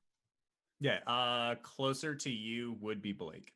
Okay, yeah, she's gonna grab his tail, Okay. so he is gonna follow her. I do not resist. Cool. And then she's gonna use her 35 movement to GTFO. So if this hag wants to come at me, bro, she can come at me, bro. Okay. So she is going to take an attack of opportunity against Blake as you try and leave past this blind hag. She has to make it at disadvantage. She do. She got a modified 20 with disadvantage. Ooh. Ow. Sorry. I would like to use a So reaction. Blake, you are going to take 11 points of damage. Okay, I would like to use a reaction. Sure. Hellish You Rebuke. Okay. I need a dexterity save. To which she is at disadvantage because of the hex. She got a 17 on both. So So that she'll take means- half of this? Yeah. Well, she'll take half of the Hellish Rebuke damage, but I've got Hex on her. Hex. Okay, so she'll be taking 5 points of fire damage and 2 points of necrotic damage. Okay. Sounds good. So you guys begin booking it down, and Gwen, you're able to make it down to the door before Blake is, and when you go and try the knob, the door does not open. Have an axe. You do. Which you can use on your next turn because you just spent this one hitting on people. So next up, Blake. And you see Gwen try the door and it does not budge. The door to the room where the hag is? So it is open rooms inside, but trying to use the door to get outside of the inner workings of this tree is not budging. 2 Eldritch Blasts on the door. Okay.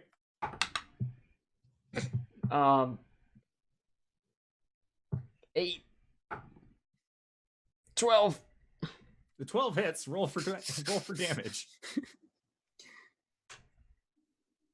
The first one just kind of like finds a small slat and just boops through. 10 damage. Okay, yeah, this door is...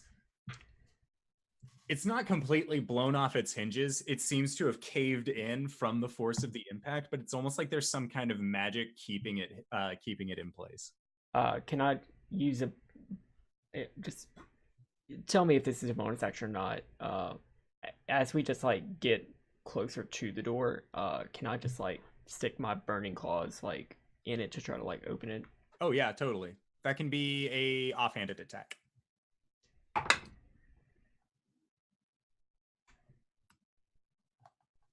11. 11 does hit.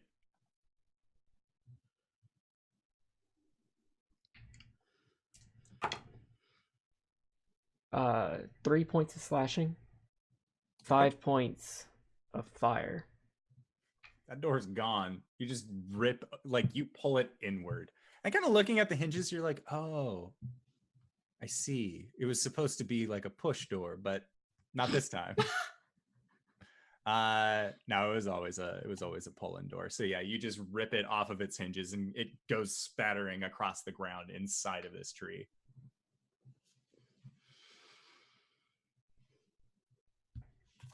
Are we All going? right. So, yeah, you kind of just like motion to this open door, having found yourself there with Gwen. Next up is the hag's turn. She's not having a good time. So she is going to make a perception check to see if she can figure out generally where people are. And she is going to find herself right up next to Caelum, as she could smell the magic that you had left behind. So she's going to be making strikes against you at disadvantage because you fucking blinded her. Rude. Heal. I'm guessing that a 13 doesn't hit. No. And then the second attack. That is going to be a 14. Assuming that does not hit either. Need one more. I will remember this. Please do. That's part of your job as the DM. Wow, rude. All right. So Love you. That is it for her turn. Yeah. Seeing as how she cannot look at people right now. Next up is you, Caelum, and you just have this figure kind of looming in front of you. Points to the figure, points to the plant, fall, and then he like dips under her and runs. Okay, so she Does that break your concentration? blindness/deafness as a point of order does not require concentration, which is the most so bullshit good. thing. It just lasts Silly. forever. For like an hour. And command doesn't require concentration either. Wow, So- D&D, come So on. the plant's not having it. It already fell for your tricks once, and it's not doing it again. But you just see this look of pure rage overtake the hag's face, as it looks like the magic spell totes worked on her. Yeah, slips under her, moves past Cori, grabs Cori by the arm, and starts tugging her downstairs. She is going to try and make an attack of opportunity against you, Caelum, as you run by. Do it. She won't, so it doesn't matter. I'm rolling like hot trash tonight. I mean, you're at disadvantage, so on everything. on everything. Yeah, so you end up making your way with Cori downstairs. And you see that Blake has just torn open the door to this tree hut. Gwen is in her rage and she's like, that was fucking hot. Let's go. Don't stop. Keep moving. All right, so you guys are making your way outside. And then that is when you just hear this enraged yell from inside of the tree as you are just beating feet through the trees. Just no part of this. I would like for you guys to make perception checks as you go. Oh no, is this like an Indiana Jones boulder scene? Or an Indiana Jones running through the woods while getting shot arrows at us scene? Oh no. Is this an Indiana Jones scene? Can Gwen be attacking things as she goes so she doesn't lose her rage? If not, that's fine. You can be punching me. That was Fuck you! Fuck you! Okay. no, it's fine. Yeah, because it's a trip. Like it's like an Oh. hour long. Oh, that's right. No, yeah, no, that's fine. Haul Yeah. ass through the jungle. Yeah. Mm-hmm. 20 and 4. Yeah. 14 what on did my you get? perception. Perceptions. Natural 1. 9. 1, 9. Caelum, what'd you get? 24. 24. And Cori, what'd you get? 14. All right. So Gwen and Blake, as you guys are running, you actually find yourselves being somehow separated from your party members as you guys Oh, kind of like duck dag. underneath the brush. Your two elven friends are just no longer visible from where you are. I should be faster than them. What the fuck? Cori? Wait, let me get on your shoulders and I can see if because you're. She starts climbing you. Ow. Ow. Grab Watch your the back. horns to like steady yourself. I don't see him. Keep running. She's gonna smack him on the shoulder. I'm running. Okay. So as you guys are running, Blake, you see one of these large trees just bring a branch down and attempt to try and strike out against you. So it is going to get a modified 20 to hit. It'll hit. All right, and then you are going to take 15 points of bludgeoning damage. The tree wallops into you as you continue to run. Yep. I'm still running. Holy shit, what the fuck was that? Gwen's gonna get her axe out and she's gonna like ready for the next one so she can attack him. Gwen, make a dexterity check. Dexterity check, come on.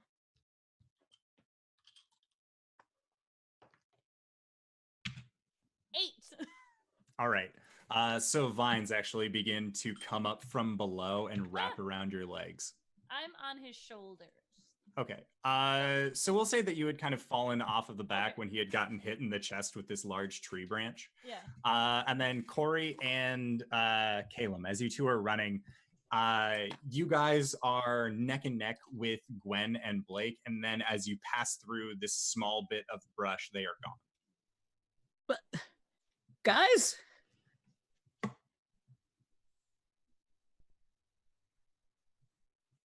turns to Cori. Cori's just looking around. All right. Where did they go? So Caelum, as you are standing there. No, hold on. One thing, quick. Sure. One thing, real quick. If this is a Munchkin move, let me know. But Cori's gonna reach out and grab Caelum and cast Protection from Evil and Good on him. Okay. I don't mind. That's what Cori would do, I would feel, so. Yeah. As soon as she realizes that the others are gone, she's gonna grab him. And he glows briefly. Idea. Go ahead, Steven. So, you said a 15 was your AC? It should be higher now with protection from good and evil. It's good and evil. not. It doesn't do anything for your AC. That just gives you advantage. Oh, cool. 15 is correct. All right. So you are going to get hit 3 times. As you are standing, looking, talking to Cori, you can actually see 3 of these smaller humanoid forms.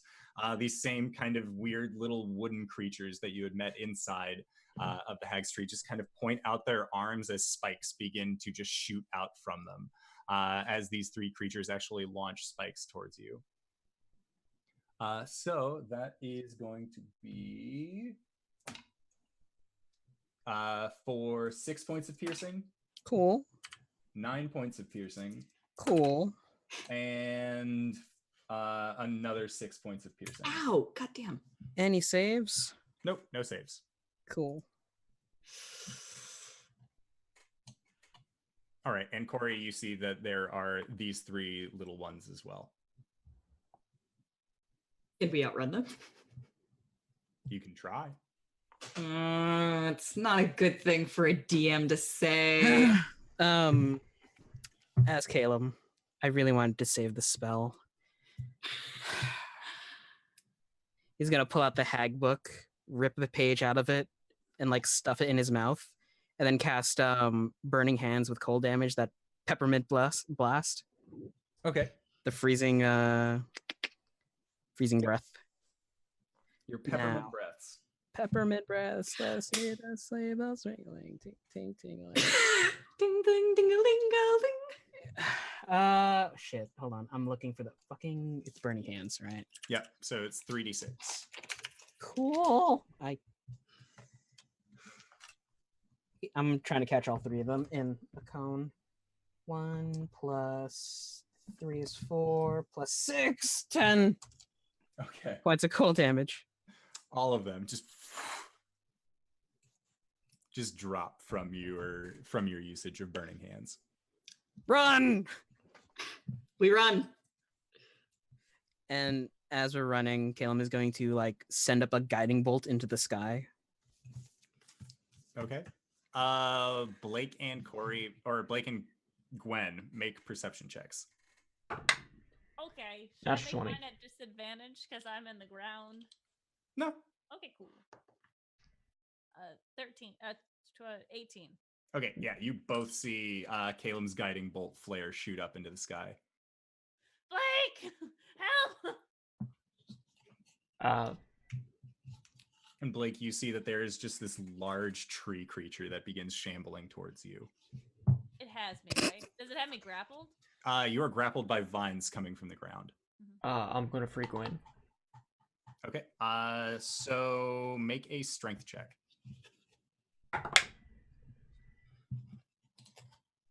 Check. Not save. 13. Okay. Yeah, 13 is enough to actually pull her out of the vines. And then you guys just begin hoofing it back towards where you saw the guiding bolt? Yep. Okay. Time-wise, how long has it been since we first saw the hag? At this point, you would know that it has been roughly about 30 minutes. All right, that's just enough time. During all this time, Coriander has steadily been turning pinker and pinker, and now she is in her summer form. Or not summer form, spring form. Okay. That's all I have to say. Okay. Gwen's gonna pull out her vial of Kingfisher blood and have it on hand just in case anything fucking comes for her again. And she'll just...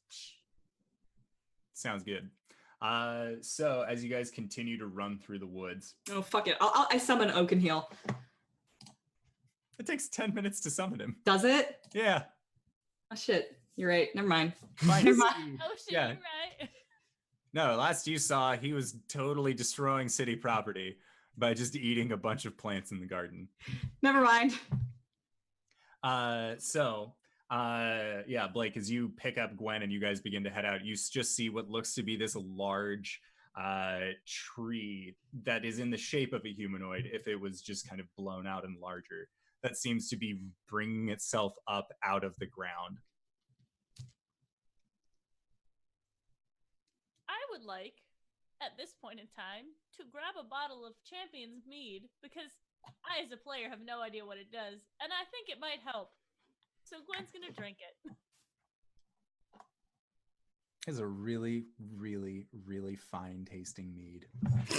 Gwen's gonna drink it, and then she's gonna throw the bottle down and go, "That was fucking delicious! Go!" Yeah, I'm going. I'm gonna lay on hands Caelum for 15 points. Thank you.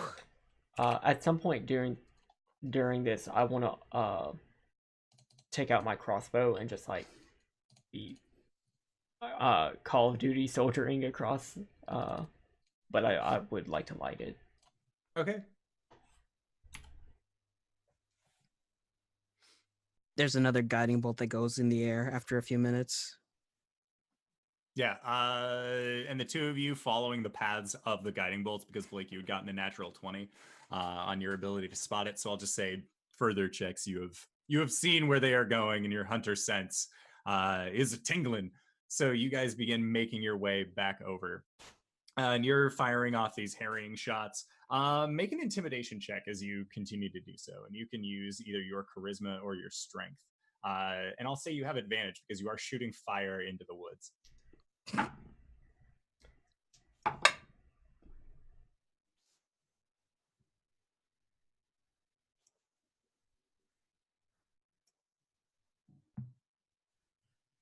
16. Okay. Yeah, so with your 16, so after you take a couple shots, you see that these creatures all just kind of begin to recede. They are not able to keep up pace with you as quickly as you guys are running. But I would like for all of you to make Constitution saves as you continue to run through the woods.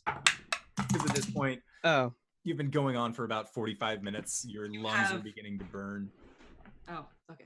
I was like, if she's coming after us again, he has protection. 14. Very, very on brand. Nat 1. Oh shit. Eight. Okay. And The then elves are wearing out. Blake and Gwen, what'd you guys get? 14. I'm not running. Just briskly walking? Or are you No. standing? Oh, she's on Blake. On my Oh, shoulders. yeah. Okay. So got it. would I need disadvantage? No, you should be fine. Because Gwen, you weigh like what? 45 pounds? Yeah. Never escalated their weight. Like 50 pounds with the axe. Mhm. Blake, you're fine with that. Your backpack has been heavier than this. Yeah. But But if I'm he also does doing start that. to slow down or something, she will legit pick him up and start running. She's actually faster than him. Okay. Yeah. So you guys end up making it to the shore where you see your boat is just primed and ready for you guys, still just kind of like stuck up on the shore.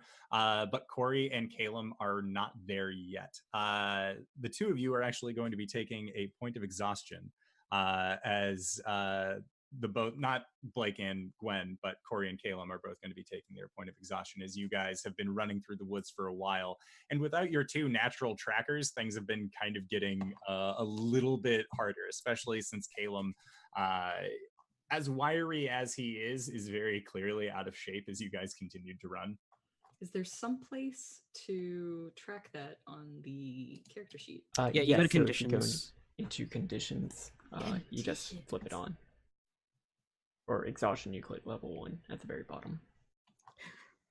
Don't hit that 6. You're gonna die. Literally. Yeah, so Gwen and Blake, you guys arrive at the shore and your elven friends are not there yet. Oh my god. What if they're dead? What if they killed them? What if they caught them? Caleb's soft! And she's gonna start thinking Blake. Blake's gonna fire a flaming crossbow bolt in the air, Okay. Gwen is and going then to a couple start eldritch blasts from his crossbow. Gwen is going sounds to good. start playing her flute a really high pitch to pierce through. Just like, We're not dogs. Could be. hey. Our elf ears can pick up sounds that dogs hear. Whee! With, ow! God! Go away from that noise. No. All right.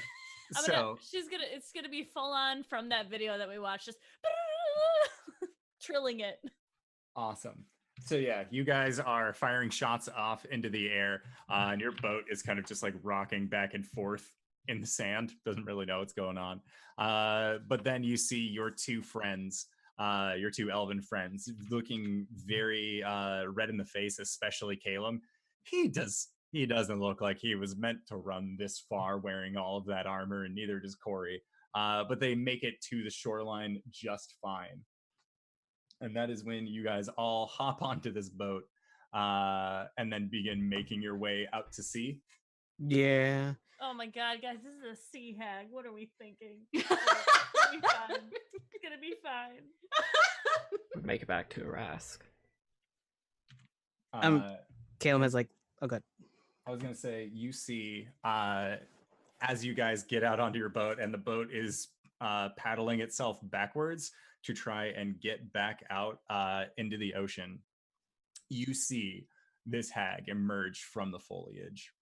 And as it does, you see her eyes with these claw marks around them, no longer completely milked out because of Caelum's blindness spell. And she looks towards your group, and you see her eyes flash, and all of the eel heads that are on her hair also begin to flash. None of you feel the magical effect washing over you. Oh no. Oh no. Oh. Your boat, however, begins to stop moving. How far away is she?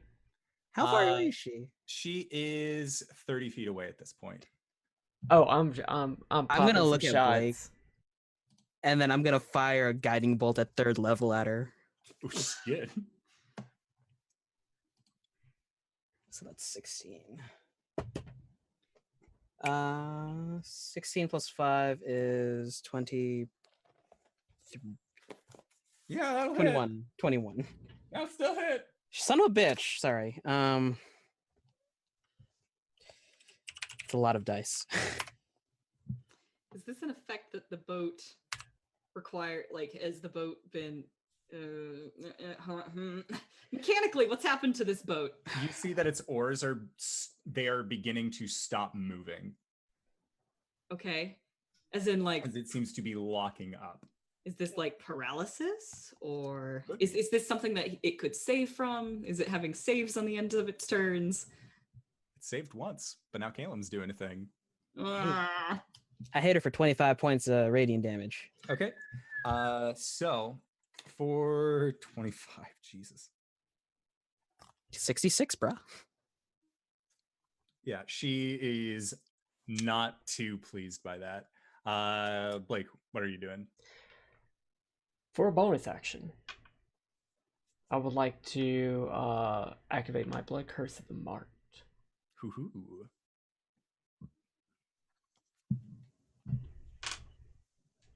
I'm taking a shot with a crossbow.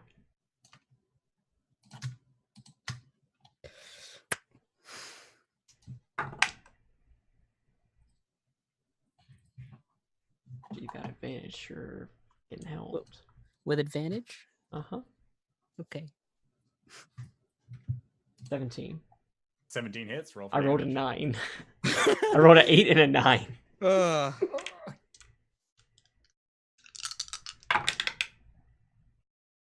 For 12 points of piercing damage. Okay. And 7 points of fire damage. Ooh. And I'm assuming it's been longer than an hour, so she would no longer be marked by my hex. That is correct. All right, so it is your boat's turn. Better save Bodie McBoderson. Nope. Okay. Bodie that's does cool. not. Bodie. You all watch as the exterior of this boat begins to turn a very white color, and you can feel that the texture is no longer this kind of wood that you have grown accustomed to, but instead it becomes more porous. It almost looks like it is turning into a kind of dead coral. And as this effect washes over it, you feel your boat actually beginning to sink into the water. Is What it are you dead? guys doing? Is it dead for real? It is certainly petrified and has turned into a organic material. Gwen is probably gonna panic. You guys are out 30 into the feet water? out into the water. Hold on, I've got spells for these kinds of things. Oh no, I don't have spells for this kind of thing. Gwen is gonna just someone help me! Someone help me! Cori will pick up Gwen. She'll latch onto you like a cat over a bowl of water. Caelum is dead-eyeing the hag. Turns to Blake. I've got one more in me. Go ahead. And he punches out again and launches another guiding bolt at third level. Is the boat still making saving throws, or is this okay? It's all right. Too late. Rest in peace. She's gonna take Cyber away. She's gonna take Cyber away, but hey, it's gonna look baller as fuck when I hit her with 12d6. Did you crit? I crit. You son of a bitch! Every time. What do you mean? This The is last why couple... I can't have nice things. I mean, hey, whenever we finally figure out a way to get back, we would have Yeah. killed at least one Are we hag. gonna Minecraft this? We're gonna start punching trees? Oh, okay. Well, that's 48 points of radiant damage. What does it look like, Caelum? Is it dead? Yes. What do you mean is it dead? 48. I imagine Caelum takes both of the staves, points them in front of him, and it's just like the fucking hyper beam that Snorlax does from the end of the staff, and it just shoots right through the forest and cuts like a line through it. I will say yeah, because that's badass. the recoil just goes up into the sky, and it's like, okay, whoops. Just continues off into sky, and you can see that some of the clouds actually part out of the way for this beam to shoot through. You guys are still on a sinking ship. Oh yeah. How far out to sea are we? You are only about 30 feet out. Oh, okay. You can see that like the back part is starting to tilt a little bit as you seem to have been on a sand shelf. Okay. Oh. Cori is lifting Gwen over her head, and she's just going to face step Gwen to the shore, like, which is to say that she makes Gwen face step to the shore, and she stays in the water because she can do that in spring form. Okay. Dang. What does it look like to Gwen? You go through a world of pink, like, cherry blossom flowers, and then pop out the other side onto the beach. She's just like standing on her feet on the beach. I saw hell. All right. And then the three of you are just swimming to shore. Yeah, the boat's on a sandbar, right? Grab Yeah. the boat. It was on the back end, so it's actually beginning to kind of sink backwards. Can I try to salvage it? You Yeah, guys I'm gonna can just. make, I help. whoever would like to can make a strength check with advantage as others are helping them. Someone else then. I have pretty good strength. I got a 1 strength. I have a 6 to athletics. You go ahead. Go Yeah, off. this will be an athletics check. With advantage? Yes. Okay. All right. 18. Yeah. So as you guys kind of jump off to the side and begin pulling on the sides of this boat that has begun to sink into the ground, you manage to pull it up over the lip of this sandbar and begin dragging it back to shore with all of your might. And as you guys bring this boat back onto the shore, you just see the smoldering corpse of this sea hag laying on the ground. As you guys have attained the #1 sister mug as well as the staff. I think that is where we'll call it for the evening, unless you guys wanted to have any last words. So it does turn out we did have to kill her, Cori. Cori's just like, ugh. And then she'll lay on hands Blake for 5 points. All right. All right. I'm still under half. And I that don't have any more spells. is where we will call it for tonight's session. So I wanted to say, first and foremost, Cyberwolf, thank you for hosting this because my computer was just being a real piece. So thank you. Yeah. Thank you for being the stream proprietor on this. It was actually really interesting to not. Yeah, we only had one hiccup because my internet sucks. # not sponsored by Spectrum. Don't want to be with speeds like this. Yeah. But I'd like to say, again, thank you so much to not only all of these wonderful players, but all of you viewers, new and old. We saw a lot of new faces in the chat, as well as our lovely returning, people. So I, again, just wanted to say thank you. But that aside, RJ, where can we find you? What do you do? Hey everybody, I'm RJ here on the show, but you can catch me at RJustice282 on Twitter and Twitch, where sometimes I'll tweet about the nerdy stuff and my anime waifus, and sometimes on Twitch stream Devil May Cry 5, and oh my god. Overwatch with these lovely people sometimes. Let's get Wings and Connor in here, and let's Lucio it up. Be like old times. 5 Lucios. What's the worst that could happen? Boops everywhere. All right. And LB, where can we find you? What do you do? Hi, I'm LBHackEmUp. You can find me here Mondays and Tuesdays. Tuesdays I play Ghost, the Bloodhunter Cleric.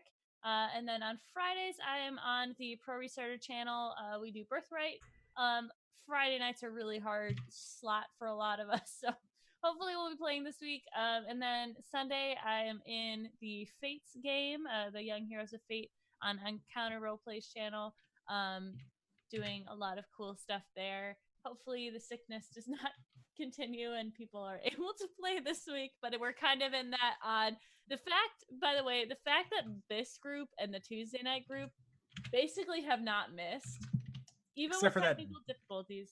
dang gum Christmas. Oh yeah, Bah humbug. we played on Christmas, We did.